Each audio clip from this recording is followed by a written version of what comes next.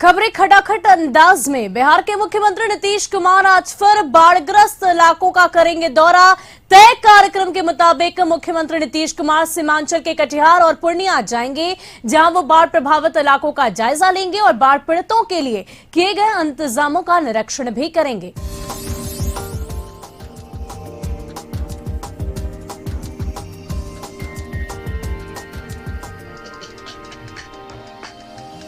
समस्तीपुर पहुंचे केंद्रीय गृह राज्य मंत्री नित्यानंद राय। बाढ़ प्रभावित इलाकों का दौरा किया। नित्यानंद राय सबसे पहले मोहनपुर प्रखंड के रसलपुर घाट पर पहुंचे, जहां से उन्होंने मोटर बोट पर सवार होकर मोहनपुर और मोहिउद्दीन नगर प्रखंड की कई पंचायतों का दौरा किया। वहां जिला प्रशासन के द्वारा बाढ़ पीड़ितों को उपलब्ध कराए गए सुविधाओं का जायजा लिया। साथ ही बाढ़ पीड़ितों से बात कर उनकी समस्याएं सुनी। मंत्री ने कहा कि बाढ़ प्रभावित इलाकों में जो भी प्राथमिक व्यवस्था हो सकती है वो व्यवस्था जिला प्रशासन के द्वारा ली गई है और बाढ़ प्रभावित इलाकों में जानमाल का किसी तरह का नुकसान न हो, इसके लिए एनडीआरएफ की एक पूरी टीम इलाके में तैनात की गई है। खगड़िया के कई प्रखंडों में बाढ़ की वजह से हजारों की आबादी प्रभावित है। हर एक दिन नए क्षेत्रों में पानी घुस रहा है। मौजूदा हालात में स्थिति यह है कि खगड़िया में बाढ़ पीड़ित महिलाएं गंगा मां को मनाने और बाढ़ से मुक्ति पाने के लिए पूजा अर्चना कर रही है। सदर प्रखंड के रहीमपुर उत्तरी पंचायत के सहनी टोला की दर्जनों महिलाओं ने सामूहिक रूप से मां गंगा की पूजा की। सुगंधित धूप के साथ घी के दिए जलाकर मां गंगा की आरती की गई। इतना ही नहीं, भक्ति भाव में डूबकर महिलाओं ने लोकगीत भी गाया ताकि बाढ़ से उन्हें निजात मिल सके।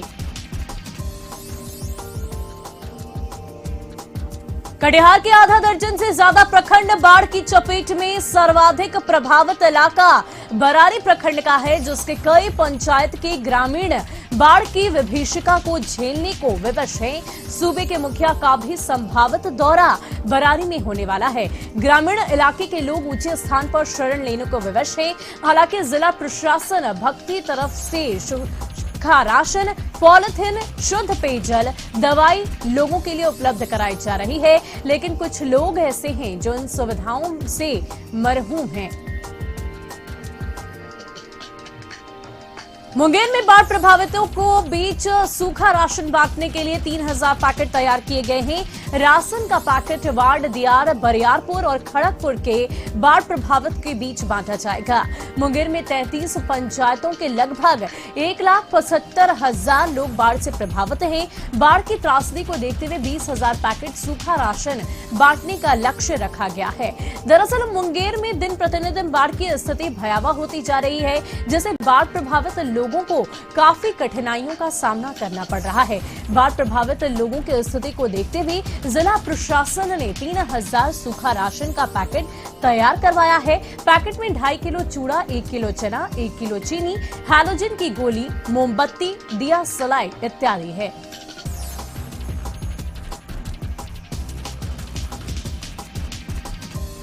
और गंगा नदी का जलस्तर खतरे के निशान से ऊपर बढ़ने के बाद दानापुर दियारा की 6 पंचायतों में पानी घुस गया है। लोग पलायन कर दानापुर के बलदेव स्कूल में बनाए गए बाढ़ राहत केंद्र में पहुंच रहे हैं। दियारा के लोग जानवरों के साथ पलायन करने को मजबूर हैं। बाढ़ राहत केंद्र में रह रहे ग्रामीणों की माने तो यहां पर हर तरह की सुविधा सरकार की तरफ से मिल रही है। खाने पीने की समुचित व्यवस्था प्रशासन के द्वारा की गई है। साथ ही छोटे बच्चों के लिए दूध की भी व्यवस्था हुई है। समस्तीपुर में गंगा नदी इन दिनों पूरे उफान पर है। गंगा के बढ़ते जलस्तर के कारण समस्तीपुर जिले के मोहिउद्दीन नगर, मोहनपुर और विद्यापति नगर प्रखंड के कई इलाके बाढ़ से पूरी तरह प्रभावित हो गए हैं। मोहनपुर प्रखंड के अधिकांश पंचायतों में पानी भरा हुआ है। बाढ़ प्रभावित क्षेत्रों में जिला प्रशासन के अनुसार कम्युनिटी किचन, नाव, सेट प्लास्टिक, चापाकल, मेडिकल की तमाम सुविधाएं उपलब्ध कराई गई है। लेकिन मोहनपुर प्रखंड के जौनपुर में हजारों की संख्या में लोग अपने परिवार और पशुओं को लेकर जैसे तैसे गुजारा कर रहे हैं। पीड़ितों ने बताया कि अब तक किसी तरह की मदद नहीं मिल पाई है। 10 दिनों से घर में पानी भरा है।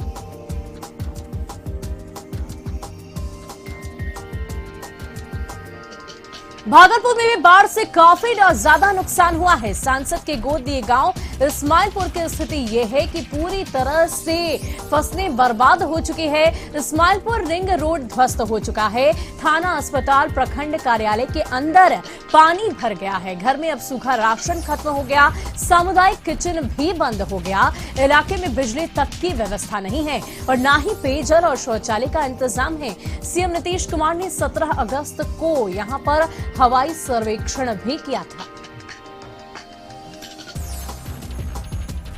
बिहार दौरे के दौरान गया में जेडीयू संसदीय बोर्ड के अध्यक्ष उपेंद्र कुशवाहा ने कहा कि जगह जगह हम लोग जा रहे हैं, सभी से फीडबैक ले रहे हैं, पार्टी को अवगत कराया जाएगा। उन्होंने कहा कि शिक्षा में सुधार को लेकर मेरी मांगों पर सरकार तेजी से काम कर रही है। जेडीयू के पोस्टर में पार्टी अध्यक्ष की तस्वीर गायब मामले पर कुशवाहा ने कहा कि ये सही नहीं, पार्टी की नजर सभी बातों पर है।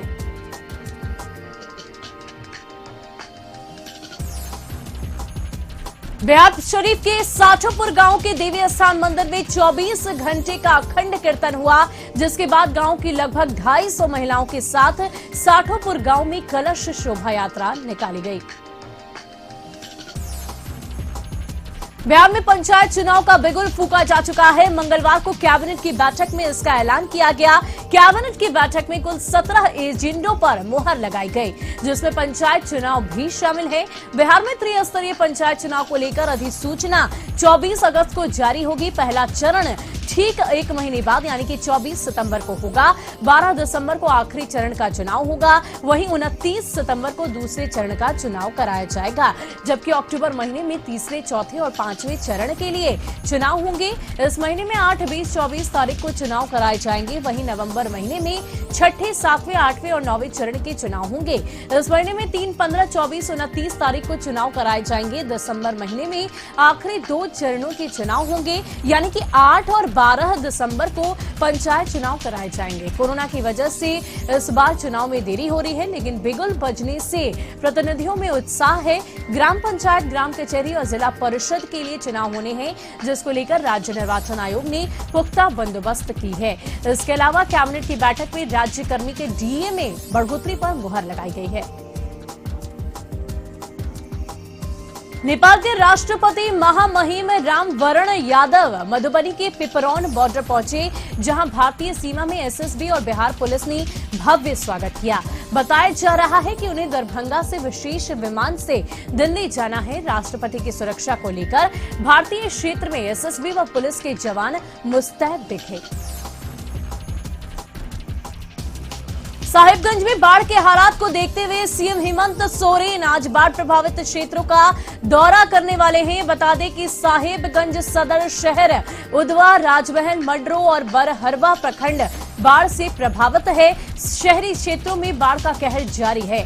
कई इलाकों में पानी भर चुका है। मौजूदा वक्त में स्थिति ये है कि शहरी क्षेत्र के बाढ़ प्रभावित क्षेत्रों में बिजली काट दी गई है। रांची बीजेपी कार्यालय में प्रेस कॉन्फ्रेंस का आयोजन किया गया, जिसमें केंद्रीय राज्य मंत्री अन्नपूर्णा देवी भी मौजूद रही। मंत्री ने कहा कि बीजेपी में सभी लोगों का सम्मान किया जाता है।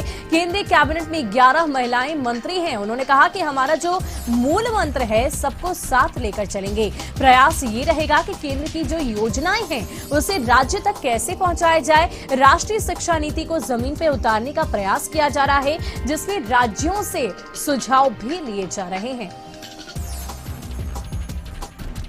झारखंड के सीएम हेमंत सोरेन का आज गोड्डा में भी दौरा है।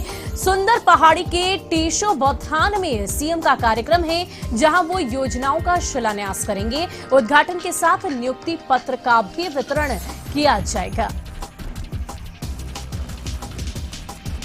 रांची बीजेपी प्रदेश कार्यालय में पार्टी के पदाधिकारियों के साथ बैठक की गई। इस बैठक में हेमंत सरकार की नीतियों के खिलाफ आंदोलन की रूपरेखा तैयार की गई है। बैठक में आशीर्वाद यात्रा सहित पार्टी विस्तार को लेकर चर्चा की गई, जिसके तहत हेमंत सरकार की नीतियों के खिलाफ आगामी 21 अगस्त को बीजेपी मानव श्रृंखला का आयोजन कर सरकार के खिलाफ प्रदर्शन करेगी।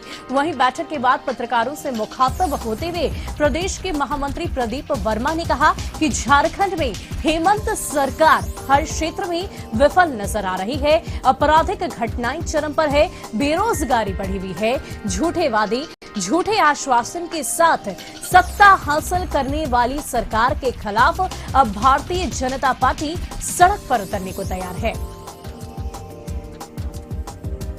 केंद्रीय राज्य शिक्षा मंत्री अन्नपूर्णा देवी जन आशीर्वाद यात्रा के तहत रांची पहुंची। बूटी मोड़ चौक पर उनका भव्य स्वागत किया गया। मौके पर रांची के विधायक सीपी सिंह, मेयर आशा लकड़ा, उप महापौर संजीव विजयवर्गीय, हटिया विधायक नवीन जायसवाल, कांके विधायक समरीलाल, पूर्व विधायक रामकुमार पाहन समेत काफी संख्या में बीजेपी के कार्यकर्ता मौजूद रहे। इस मौके पर केंद्रीय मंत्री अन्नपूर्णा देवी ने कहा कि जन आशीर्वाद यात्रा के दौरान लोगों का अपार प्रेम मिल रहा है। सभी को हृदय से धन्यवाद मेरा। वहीं केंद्रीय मंत्री बनने पर उन्होंने कहा कि एक साधारण परिवार में जन्मे को सम्मान मोदी जी ने दिया, उनका आभार मैं व्यक्त करती हूँ। और ब्रेक के बाद स्वागत है। केंद्रीय इस्पात मंत्री आरसीपी सिंह का पटना के बाढ़ में कार्यक्रम है। बिचली में अभिनंदन समारोह का आयोजन किया गया है, जहां कार्यकर्ता मंत्री का अभिनंदन करेंगे।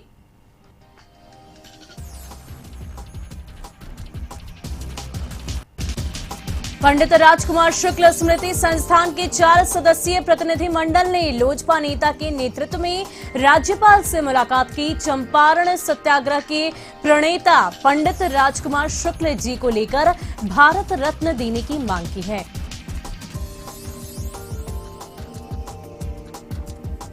केंद्रीय इस्पात मंत्री आरसीपी सिंह मंत्री बनने के बाद पटना साहिब पहुंचे, जहां उनके पहुंचने पर कार्यकर्ताओं ने भव्य स्वागत किया। केंद्रीय मंत्री के पहुंचते ही ढोल बाजे बजने लगे। कार्यकर्ताओं में गजब का उत्साह देखने को मिला। वहीं आरसीपी सिंह ने भव्य स्वागत देख प्रफुल्लित होकर कहा कि कार्यकर्ता हमारी पूंजी हैं। उन्होंने कहा कि पार्टी को मजबूत और कार्यकर्ताओं का हौसला बुलंद करना हमारा कर्तव्य है। मधुबनी के झंझारपुर में 16 वर्षीय नाबालिग लड़की के साथ गांव के 4 युवकों ने गैंगरेप किया और मरा हुआ समझ नाबालिग को छोड़कर फरार हो गए। बताया जाता है कि घटना बीते 13 अगस्त की है।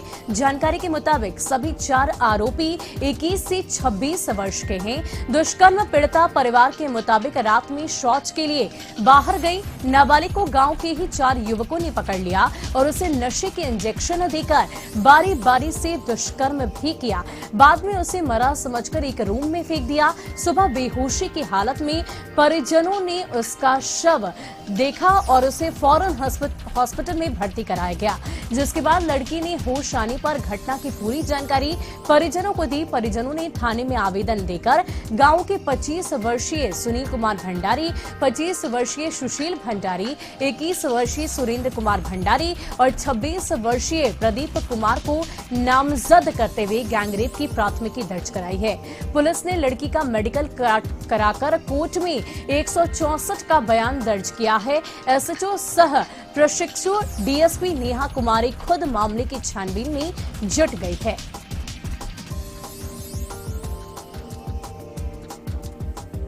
बेगूसराय में ननिहाल आई 6 वर्षीय बच्चे के साथ 25 वर्षीय युवक ने दुष्कर्म की घटना को अंजाम दिया। घटना के बाद परिजनों और ग्रामीणों ने आरोपी को पकड़कर जमकर पिटाई की और फिर उसे पुलिस के हवाले कर दिया। पूरी घटना वीरपुर थाना क्षेत्र की है। बताया जा रहा है कि 6 साल की बच्ची अपने ननिहाल आई थी और तभी गांव का गौतम कुमार उसे चाउमीन खिलाने के बहाने खेत में ले गया और उसके साथ रेप की घटना को अंजाम दिया। बच्चे के चिल्लाने के बाद आसपास के लोग पहुंचे और आरोपी युवक को पकड़कर उसकी जमकर पिटाई कर दी, फिर पुलिस के हवाले कर दिया। पीड़िता की नानी ने मंगलवार को इसकी लिखित शिकायत वीरपुर थाना में दर्ज कराई है, जिसके बाद पुलिस आरोपी और पीड़िता को मेडिकल जांच के लिए सदर अस्पताल ले गई। वहीं आरोपी इस घटना से इनकार करते हुए फंसाने की बात कह रहा है। मेडिकल जांच में पूरे मामले का खुलासा किया जाएगा। और बगहा में ट्रेन से कटकर 4 वर्षीय बच्ची की मौत हो गई। वहीं मृतका की मां गंभीर रूप से घायल है, जिसे अनुमंडलीय अस्पताल में भर्ती कराया गया है। घटना लौकरिया थाना के सुभाष नगर की है। बताया जा रहा है कि महिला बच्ची के साथ शौच के लिए रेलवे लाइन पार कर रही थी, तभी ट्रेन की चपेट में आ गई।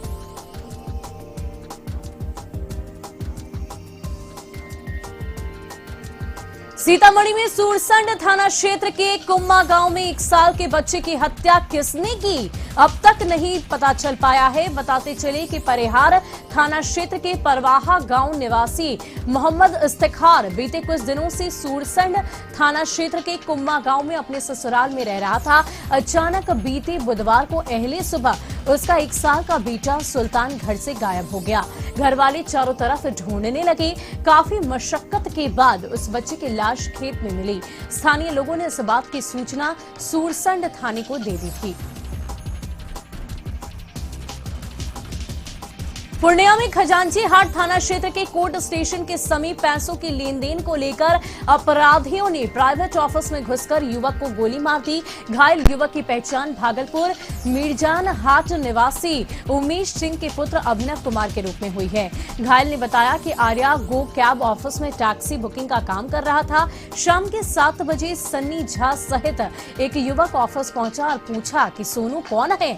जब युवक ने अपना परिचय दिया तो अपराधियों ने कमर से हथियार निकालकर दनादन गोली चला दी, जिसमें युवक को एक गोली दाहिने हाथ के बाह में लगते हुए सीने में फंस गई। घायल सोनू ने बताया कि राहुल और पीयूष दोनों आर्या गो कैब ऑफिस में काम करते थे। राहुल और पीयूष के पास पैसे बाकी थे, जिसके कारण 3 माह से पैसे नहीं देने को लेकर लड़ाई चल रही थी। राहुल, पीयूष और आरोपी सन्नी झा में गहरी दोस्ती भी है। राहुल और पीयूष ने सन्नी की मदद से गोली चलवाई है।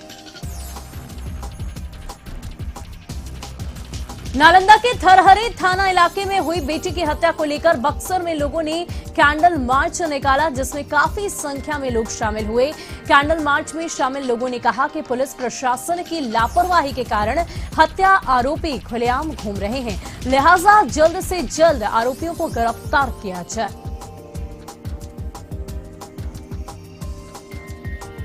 भागलपुर में गुप्त सूचना के आधार पर खनन विभाग के अधिकारी ने बालू माफिया के खिलाफ बड़ी कार्रवाई की। कजरेली से प्रशिक्षु डीएसपी डॉक्टर गौरव कुमार और खनन विभाग के अजीत कुमार ने अवैध बालू लदे 14 ट्रैक्टर को जब्त किया।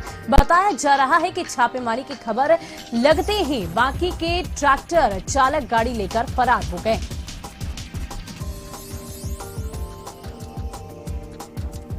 एनसीसी 13 बिहार बटालियन औरंगाबाद के तत्वाधान में फिट इंडिया फ्रीडम रन 2.0 कार्यक्रम की शुरुआत की गई। सीओ तरुण बाया ने कारगिल चौक स्थित शहीद शिवशंकर गुप्ता के प्रतिमा स्थल से कार्यक्रम की शुरुआत की। कार्यक्रम में लगभग 30 कैंडिडेट्स ने भाग लिया। कैंडिडेट्स ने कारगिल चौक से बाईपास तक दौड़ लगाई। मद्य निषेध विभाग की टीम ने पटना के गोविंदपुर और नवादा में छापेमारी कर जमीन के अंदर गाड़ कर रखे गए हजारों लीटर जावा महुआ शराब को बरामद किया है। इन इलाकों में शराब की बरामदगी पहले भी होती रही है। दुमका के इकलौते खेल मैदान का हाल बेहाल है। मैदान में इन दिनों जानवरों का चारगाह बन गया है। खिलाड़ियों का कहना है कि सरकार खेल को प्रोत्साहित करती है, लेकिन यहाँ जो खेलने के मैदान है उस पर कभी ध्यान ही नहीं दिया जाता। खिलाड़ियों ने ये भी कहा कि मैदान सही नहीं होने की वजह से प्रैक्टिस करने में काफी ज्यादा दिक्कतें होती है।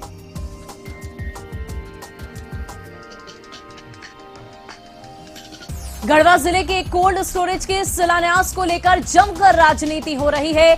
गढ़वा सदर प्रखंड के सोहगांव में विधायक सह मंत्री मिथिलेश ठाकुर को कोल्ड स्टोरेज का शिलान्यास करना था, लेकिन मंत्री महोदय की अचानक तबियत ऐसी बिगड़ी कि शिलान्यास कार्यक्रम फिर से टल गया। इससे पहले 10 दिन पूर्व भी शिलान्यास करना था, लेकिन उस दिन भी ये कार्यक्रम टल गया था। जामताड़ा में सुपाईटी पंचायत के भालगड़ा में सड़क दुर्घटना में पति की मौत हो गई। वहीं पर गंभीर स्थिति में पत्नी और बच्चे को सदर अस्पताल में भर्ती कराया गया, जहां से बेहतर उपचार के लिए पीएमसीएच धनबाद भेजा गया। मृतक की पहचान पविया श्यामालपुर के गणेश बेसरा के रूप में हुई है। बोकारो में थर्मल थाना क्षेत्र के कथारा मोड़ फर्नीचर दुकान के मालिक ने फांसी लगाकर खुदकुशी कर ली। जानकारी मिलते ही स्थानीय थाना पुलिस घटनास्थल पर पहुंची और अनुसंधान में जुट गई है। मृतक के भाई राजेश कसेरा ने बताया कि आशीष कसेरा सुबह मॉर्निंग वॉक पर निकले थे, जो लौटकर घर वापस नहीं आए। परिजन तलाश कर रहे थे। इसी बीच खबर मिली कि दुकान में उसने फांसी लगा ली है। देवघर में कुछ लोगों के ऊपर मामला दर्ज किया गया है। आरोप है कि ऋण माफ नहीं होने पर किसानों ने बैंक के कर्मचारी को धमकी दी है। मामला देवघर के यूनियन बैंक का बताया जा रहा है। कर्मचारियों के मुताबिक कुंडा थाना क्षेत्र के गौरीपुर इलाके के कुछ एनपीए धारक योजना यूनियन बैंक की मुख्य शाखा पहुंचकर केसीसी लोन माफ कराने का दबाव बना रहे थे, लेकिन नियमों के मुताबिक नहीं होने के कारण बैंक कर्मियों ने साफ साफ मना कर दिया। इसके बाद गौरीपुर के केसीसी ऋण धारक प्रदीप और महेश के खिलाफ यूनियन बैंक के शाखा प्रबंधक ने मामला दर्ज करा दिया। शाखा प्रबंधक संतोष कुमार ने जानकारी देते हुए कहा कि प्रदीप और महेश ने केसीसी ऋण लिया था। रकम नहीं चुका पाने के कारण 21 फरवरी 2020 को एनपीए हो गया। ऐसे में दोनों का केसीसी लोन माफी प्रावधान में नहीं आ सकता। पलामू में शाहपुर कोयल पुल से छलांग लगाकर खुदकुशी कर रही युवती को पुलिस ने हिरासत में लिया। टीओपी वन प्रभारी रेवा शंकर राणा घटनास्थल पर पहुंचे और लड़की को अपने साथ थाना ले गए। जानकारी के अनुसार लड़की गढ़वा की रहने वाली है, जिसका नाम छोटी कुमारी और उम्र 17 वर्ष बताई जा रही है। रांची के बुंडू तमाड़ में इन दिनों मनसा पूजा की धूम है। मां मनसा पूजा में पूरे आस्था और विश्वास के साथ देवी तोल्य पूजा की जाती है। नाग सांप को मनसा मां की सवारी माना जाता है, इसलिए मनसा मां की प्रतिमा में नाग सांप भी बनाया जाता है। सर्प देवी के पर्व को लेकर लोगों में काफी उत्साह रहता है। कई भक्तगण मनसा पूजा में अपने गाल, पेट, छाती और जीभ में तार के त्रिशूल को आर पार कर देते हैं।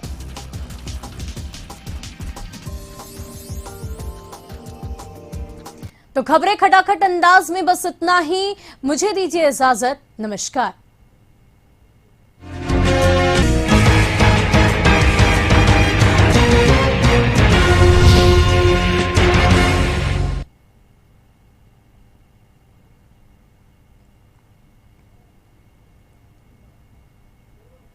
इस वक्त की बड़ी खबर सीएम नीतीश कुमार को लेकर। दरअसल सीएम नीतीश कुमार हवाई सर्वेक्षण कर रहे हैं। पटना से मुख्यमंत्री नीतीश कुमार इस वक्त निकल चुके हैं। किशनगंज, कटिहार, पूर्णिया जिले का निरीक्षण करेंगे। बता दें कि बाढ़ राहत शिविरों का जायजा भी उनकी तरफ से लिया जाएगा। इसके साथ साथ कई मंत्रीगण और अधिकारी भी उनके साथ मौजूद हैं। इससे पहले भी मुख्यमंत्री की तरफ से अलग अलग जिलों का दौरा किया जा चुका है। इसके साथ अगर अलग अलग बाढ़ प्रभावित जिलों की बात करें तो मुख्यमंत्री नीतीश कुमार की तरफ से अलग अलग जिलों का दौरा तो किया ही गया है। साथ ही साथ इस वक्त जो जानकारी है वो ये है कि पटना से मुख्यमंत्री नीतीश कुमार इस वक्त निकल चुके हैं और आज जो उनके दौरे की खबर है वो किशनगंज, कटिहार, पूर्णिया इन जिलों में है और वहीं पर वो निरीक्षण करने जा रहे हैं। इस वक्त हमारे संवाददाता मरगूब आलम हमारे साथ जुड़ चुके हैं, उनसे बातचीत करते हैं। मरगूब, मुख्यमंत्री नीतीश कुमार इस वक्त पटना से निकल चुके हैं। हाँ देखिए सुरभि, 11 बजे उनके निकलने का समय था। मुख्यमंत्री बिल्कुल समय पर निकल गए हैं और उनका हवाई सर्वेक्षण का कार्यक्रम शुरू हो चुका है। हम आपको बता दें मुख्यमंत्री का जो क्या कहते हैं कि हेलीकॉप्टर है वो टेकऑफ हो चुका है पटना एयरपोर्ट से और मुख्यमंत्री किशनगंज, कटिहार और पूर्णिया इन तीनों जिला का हवाई सर्वेक्षण करेंगे। उसके बाद पूर्णिया में ट्रक मार के कई बार ग्रस्त जो राहत शिविर चल रहे हैं हमारे मरगूब, उनके साथ कौन कौन से मंत्रीगण और अधिकारी मौजूद हैं? देखिए मुख्यमंत्री के साथ जल संसाधन विभाग के मंत्री संजय आ ही जाते हैं क्योंकि ये पूरा मामला इरिगेशन डिपार्टमेंट से जुड़ा हुआ रहता है, लेकिन अधिकारियों का दल पहले चला जाता है। वहाँ तीनों जिले के डीएम रहेंगे, एसपी रहेंगे, आईजी रहेंगे, डीआईजी रहेंगे। पटना से जल संसाधन विभाग के सभी बड़े अधिकारी रहेंगे। साथ ही साथ वहाँ पीडब्ल्यूडी विभाग के अधिकारी रहते हैं, आपदा प्रबंधन विभाग के अधिकारी होंगे। तो फिलहाल पूरा दलबल गया हुआ है और वहाँ मुख्यमंत्री वहाँ आवश्यक निर्देश देंगे और फिर सत्ता लगने के बाद मुख्यमंत्री एक अधिकारियों के साथ मीटिंग करेंगे जिसमें सभी जिला